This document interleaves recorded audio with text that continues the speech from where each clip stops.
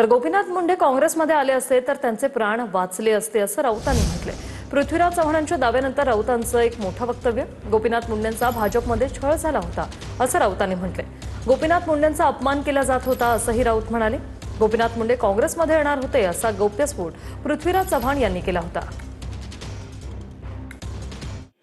ते काँग्रेसच्या नेत्यांना भेटले, प्रयत्न केला। मी मुख्यमंत्री असताना आमचं सगळं ठरलं।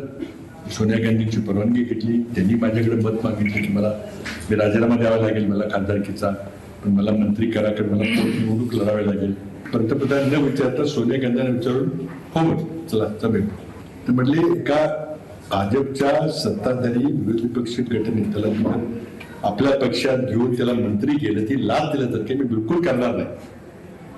पहिल्यांदा ते मला रागवलं, माझी मोठी चूक झाली। शेवटी मी काय बोलावं मी कुठं लपवतो मला कळलं। मी आलो आणि शेवटी सांगितलं सॉरी, ते काही शक्य होणार।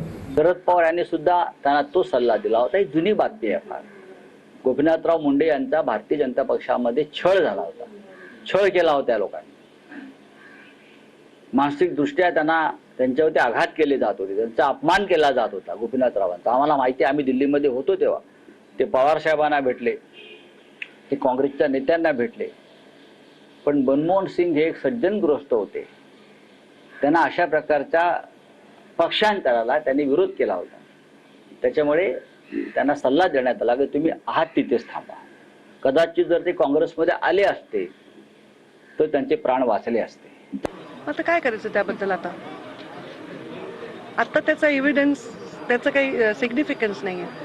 मुंडे साहेब आता हयात नाही आहेत आणि त्यामुळे आता त्यांच्याविषयी काही आता वक्तव्य आम्ही करणं जे तिथे उपस्थित नाही ते उचित नाही आणि त्याचं आता औचित्य नाही। मुळात ते काही म्हणले असतील ते मी त्याला त्या ठिकाणी माझं उपस्थिती नसेल ते स्टेटमेंट मी देत नाही आणि मी उपस्थित असले तरी त्या व्यक्तीचं प्रायव्हेट गोष्ट बोलणं सगळ्यांसमोर हे मला वाटतं उचित नाही।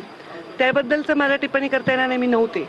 पण मला जे माझे वडील कळले ते या कमळातच जन्मले आणि कमळातच ते विसावलेले